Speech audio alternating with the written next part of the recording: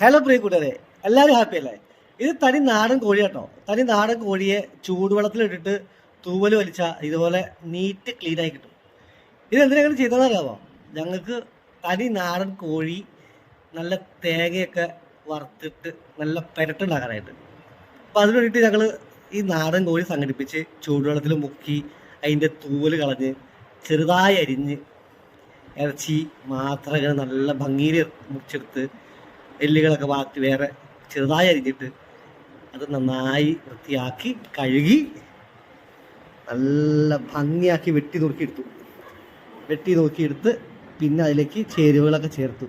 ഞങ്ങൾ ചെറുള്ളി, കുരുമുളക്, മഞ്ഞൾ എല്ലാം ചേർത്ത് നല്ലോണം ഉപ്പൊക്കെ ഇട്ട് തിരുമ്മി വെച്ച് കുറച്ച് നേരം അങ്ങനെ വച്ചതിന് ശേഷം പയ്യെ അടുത്തേക്ക് വെച്ചു. അതാണ് ഈ കാഴ്ച.